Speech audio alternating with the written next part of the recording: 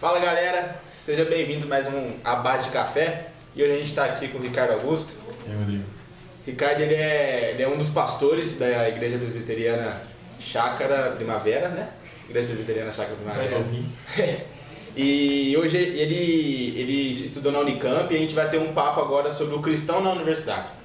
Ricardo, fala pra galera, primeiramente, quem é você, o que você faz e tal. E segundo, como que foi o processo para você estudar na Unicamp, como que foi o tempo que você estudou na Unicamp e você conseguindo manter a postura de um cristão dentro da faculdade, que a gente sabe que é bastante difícil. Legal, bora lá. Vamos de trás, assim, acho que à medida que a gente for conversando aí eu vou falando um pouquinho mais de mim e o pessoal vai sabendo quem eu sou. Beleza. Mas só para o pessoal não ter boa impressão de primeira, sou corintiano. Ixi, cancela, desliga o vídeo. Continua gravando, por favor. Pode desligar. Brincadeira, gente, eu sou um corintiano salvo pela graça de Jesus. Não existe. Né? Pois existe, cara. Tô brincando. A graça, aonde abunda o pecado, superabunda a graça. Amém. Mas a minha história com o Unicamp, ela começa, acho que diferente da de muitas pessoas, né? O pessoal na fase do 17, ensino médio, está muito pensando aí o que eu vou prestar no vestibular, o que eu vou fazer de curso. E comigo foi um pouco diferente, né? Aos 17 eu já tinha uma convicção de um chamado pastoral muito forte. Então, enquanto a galera perguntava que curso eu vou fazer, que curso eu vou prestar, eu batia no peito e falava que eu vou fazer seminário, né? Conversei com alguns pastores da igreja que eu fazia parte, concordavam, apoiavam. Aí chegou aquela hora, né, temida por mim, que era de falar em casa. Aí, assim, o temor não era infundado. Quando eu falei em casa, o pau quebrou. Né? Mas, apesar do pau ter quebrado, nessa fase da minha caminhada eu ainda acho que eu era melhor crente do que filho. Tinha um descompasso aí do que eu entendia da fé em Jesus com o resto das áreas da minha vida. E aí eu fui conversar com o reitor do seminário, né, da denominação, da Nazarena na época. E aí o reitor foi todo mineirinho, cheio do jeito. E ele falou, não, seu pai tá certo, você tem que fazer seminário sim, mas faz depois de uma faculdade. Aí eu já fiquei cabreiro, né? Pô, esse reitor de seminário, esse pastor aí tá me boicotando, tá me sabotando. Ouviu meu pai, amigo do meu pai e tal. E acabou que ele me convenceu a prestar o vestibular e falou assim, se você passar, é porque Deus te quer lá. Se você não passar, eu aceito a sua matrícula. Fui prestar o vestibular e a surpresa foi que eu passei, né? Então eu cheguei na universidade muito afim de falar de Jesus para as pessoas e pouco afim de estudar. O que gerou algumas DPs. Mas assim, apesar desse começo diferente, eu acho que uma experiência comum que eu tive, que outros cristãos têm na universidade, é que a universidade é um espaço de aprendizado, né? E não somente das disciplinas que você tem, mas de tudo. E no meu caso, foi inclusive de como amadurecer a minha fé, de como entender melhor e conhecer melhor quem é Jesus e quais são os desafios meus como discípulo dele no contexto que eu estava. Porque eu fui descobrindo que falar de Jesus lá era diferente, era uma realidade diferente, né? Então eu fui aprendendo muita coisa, né? E nessa eu fui vendo muita coisa, desde coisas estranhas a coisas muito boas. Então esse tempo meu de Unicamp, eu fiz computação, né? Então eu programei muito na vida, era garoto de programa. E aí eu cansei de programar e tal. Fui parar na Humanas, cara, fui parar lá na educação. Era bem mais legal, viu? Não peguei DP, não sei porquê, cara, era bem melhor na educação.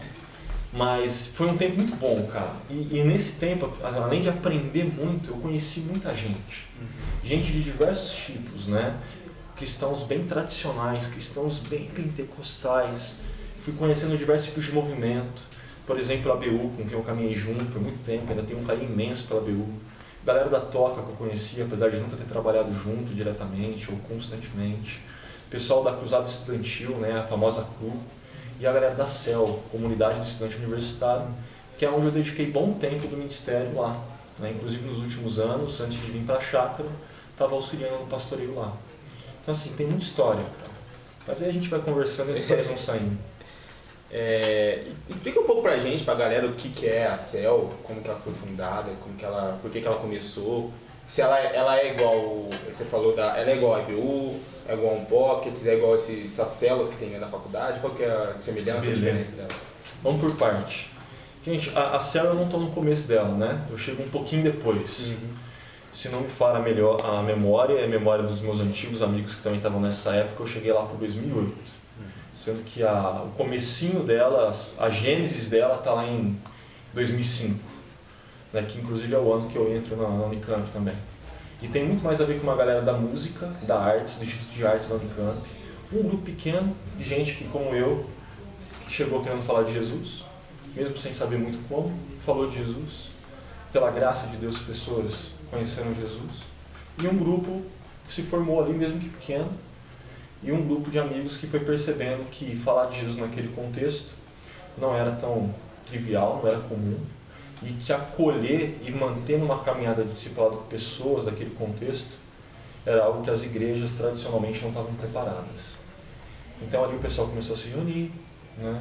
Tem umas reuniões, antigamente era de quarta, depois passou a ser de terça, há uns 2 anos começou a ter, inclusive, de domingo, né? Então as coisas foram amadurecendo no decorrer da caminhada. E é lógico que assim, a CEL começa em 2005, não tem nenhum nome de CEL ainda, você foi chamada de CEL no começo de 2008, né? Eu chego um pouquinho depois de ganhar esse nome, né? Acho que talvez o nome para falar da CEL, de como começou a CEL, o principal nome seja a Priscila, que é mais conhecida por Japa do que pelo nome dela, né? Mas na história de movimentos universitários, cara, tem várias pessoas que chegam querendo falar de Jesus e vão criando estruturas mais maduras para isso. Então, por exemplo, a ABU, eu acho que se bobear é a mais velha de todas aí, né? Está há muito tempo no Brasil, uns 60 anos fácil. Então a ABU tem uma estrutura própria de funcionar, tem coisas muito legais, tipo curso de forró. Falei forró? Não, é curso de férias. O forró é só depois que acaba a parte regular do curso. O que é, cara? Assim, imagina só uma semana que todo mundo que é cristão de diversas universidades se junta num lugar. E, cara, a semana inteira aquela galera vai estar aprendendo mais sobre quem é Jesus e como comunicar melhor Jesus no contexto da universidade. E depois dança forró, né? Então a BU, assim, ela tem a sua própria forma de ser, tal, é diferente da CEL em muita coisa, tal.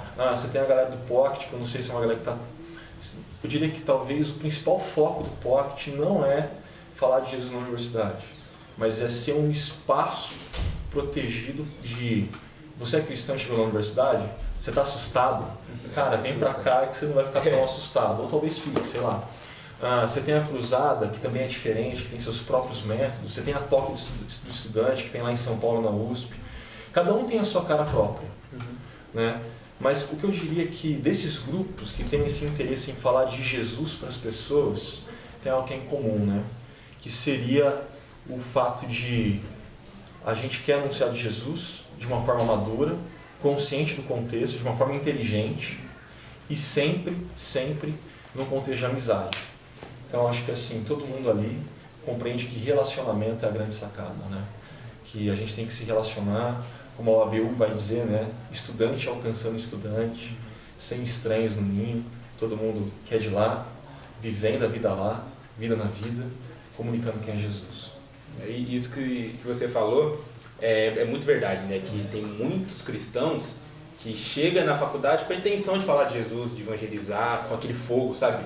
Ardendo, mas às vezes se depara com algum professor ou algum aluno que não entende, que é ateu e começa a discutir. Então, explica pra galera, ou então, como tentar colocar aqui, como que a gente lidar com essas intolerâncias religiosas dentro da faculdade. Por exemplo, às vezes um professor um filósofo que é ateu, ou algum amigo seu que também é ateu e você quer falar de Jesus, só que ele não te dá abertura, ele já te julga, já fala que você é o crentão chatão e não quer te ouvir.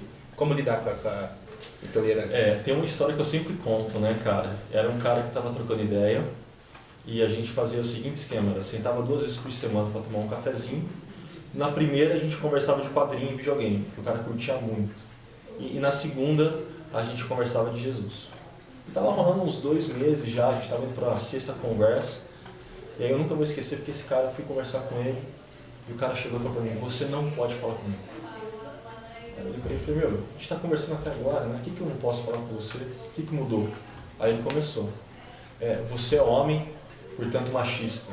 Você é hétero, portanto homofóbico. Você é branco, portanto racista. E aí o grande final dele foi, e ainda por cima você é cristão. O que legitima todas essas formas de opressão, né?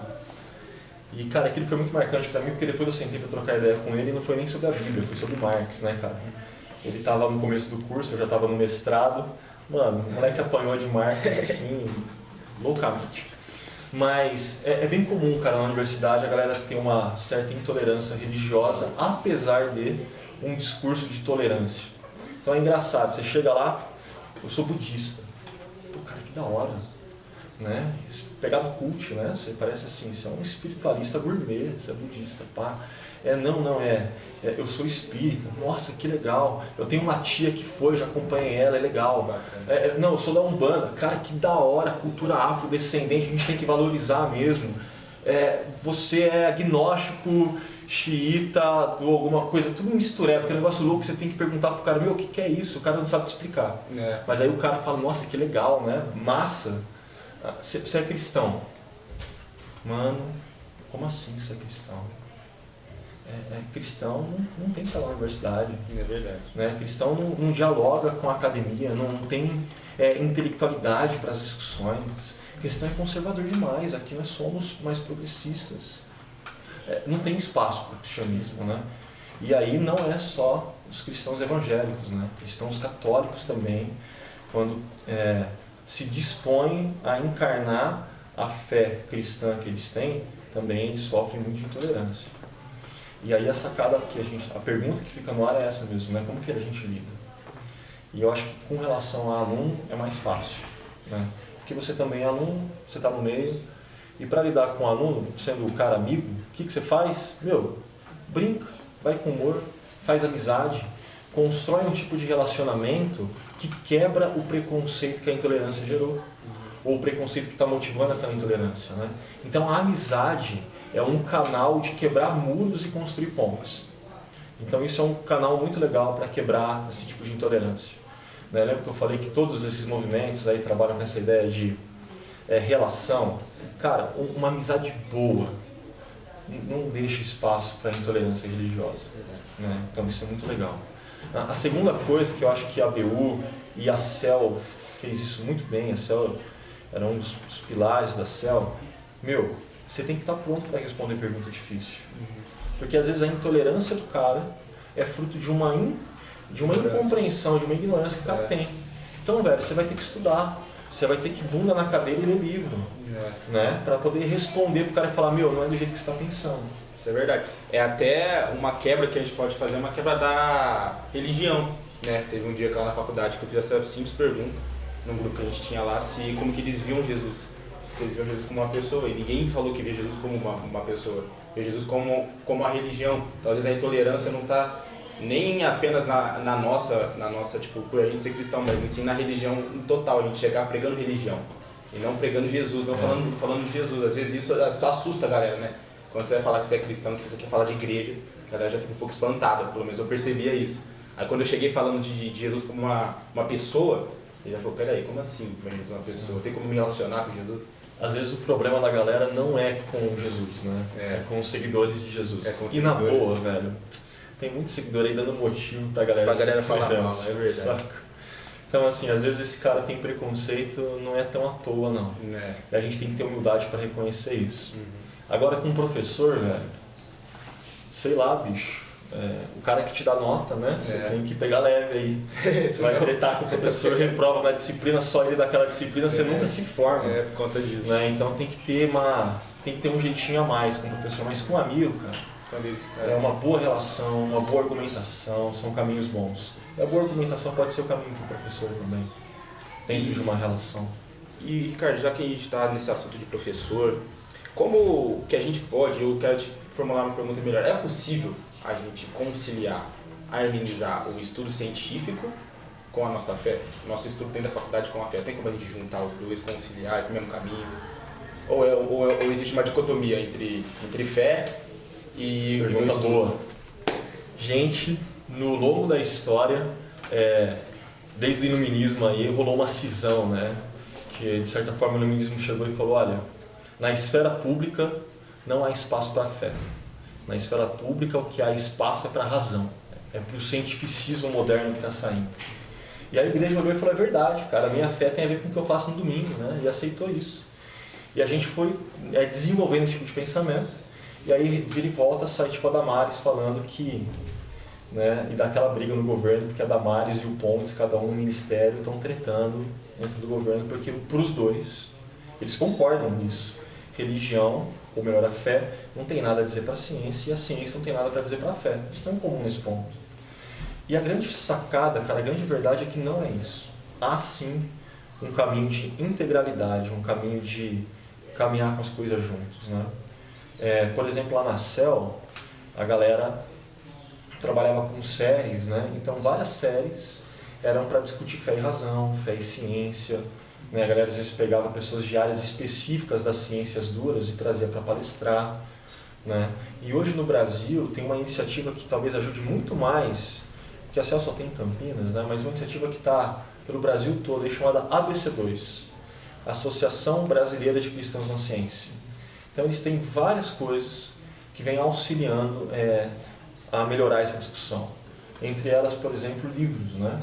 Um dos livros que eu recomendaria fortemente para a galera que quer se aprofundar nisso é o Territórios da Ciência e da Religião, do Peter Harrison.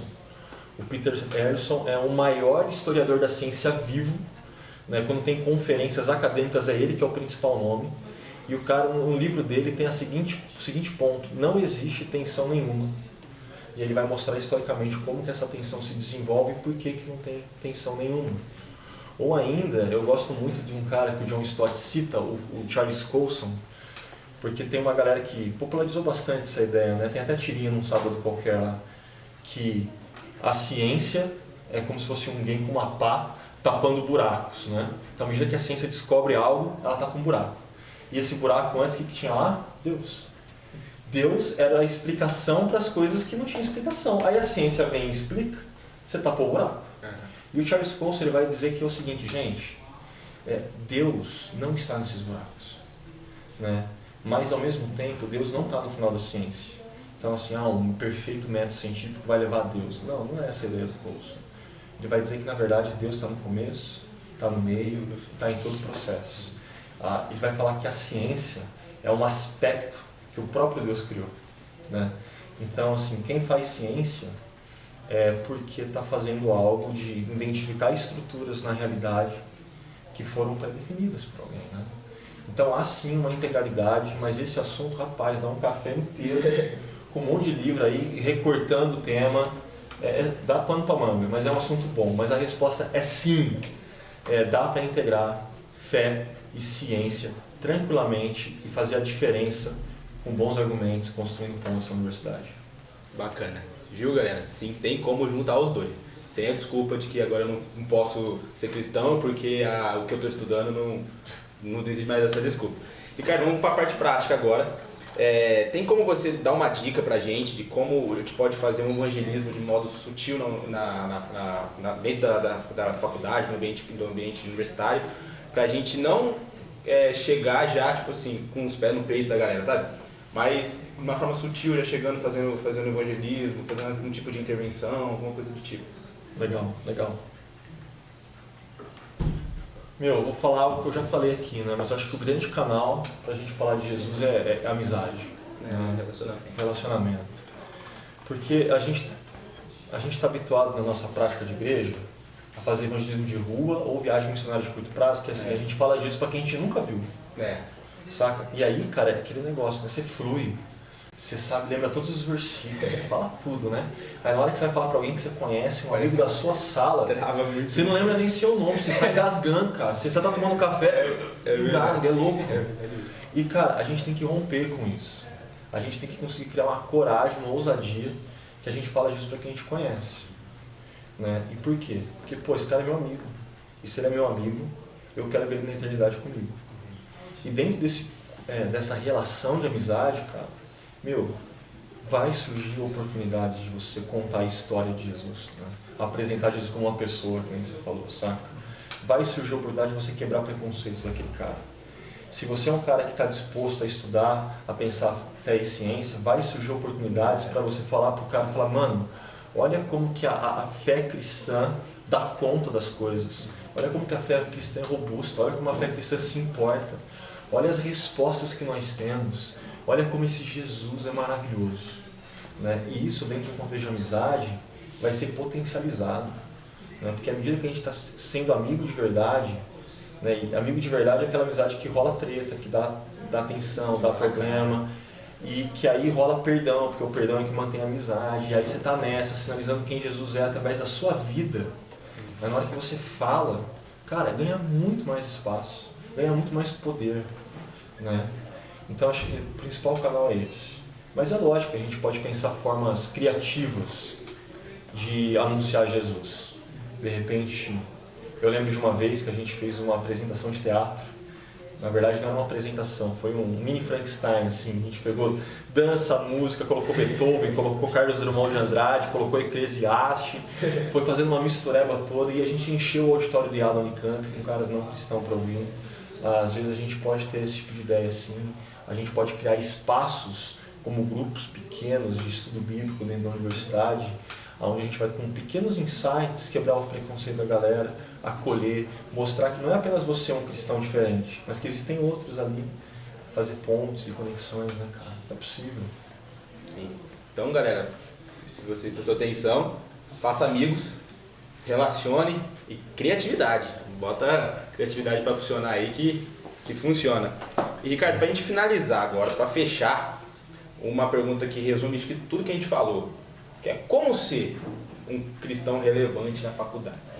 Como você conseguir exercer o papel de cristão, porque eu já frequentei a faculdade e eu sei o tanto que é difícil a gente manter a postura hoje em dia na universidade, não só pelas intolerâncias, mas falando português claro aqui, convite de festa, festa todo dia, de bebida, de você se voltar para essas coisas, você dizer não a essas coisas e dizer sim para Cristo e você ter o teu papel como cristão de não ser influenciado, mas influenciar. Cara, vamos lá.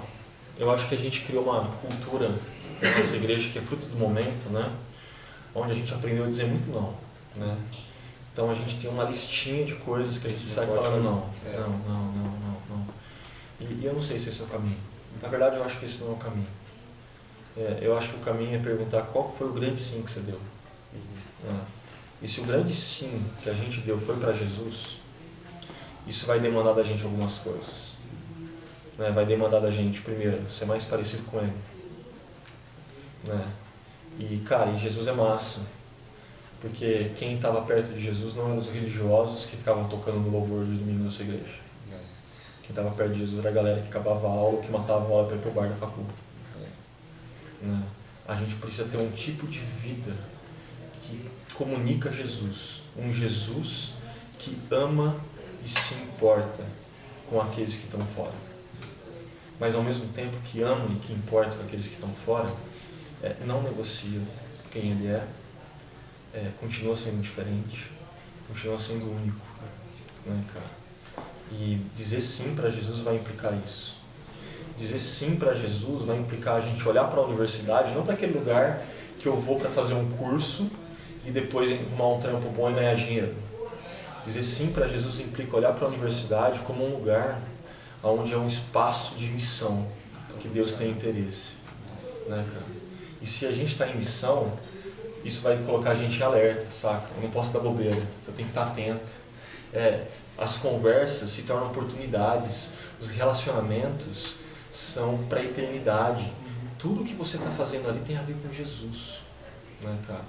Eu acho que a grande sacada para a gente ser um cristão relevante na universidade é parar de ficar se preocupando com listinha de não ou listinha de tarefa, né? Ah, não, eu tenho que fazer tal coisa. Não, cara. Qual é o grande sim que você disse? É um sim para Jesus? Então envolve toda a sua vida. Começa a ser mais parecido com Ele. Começa a ter a mente dele.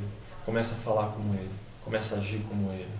Porque todo aquele lugar é um lugar da missão de Deus. Deus tem interesse. Jesus tem interesse lá. Amém. É isso daí então. Obrigado, Ricardo, pela presença aqui. Esse foi mais um Abate Café. Se você gostou, curta, compartilha, marque seus amigos aqui embaixo. Se você tem ideia de algum tema que a gente pode trazer para cá, também comenta aí que a gente vai tentar trazer para cá, beleza? Valeu, galera, até a próxima.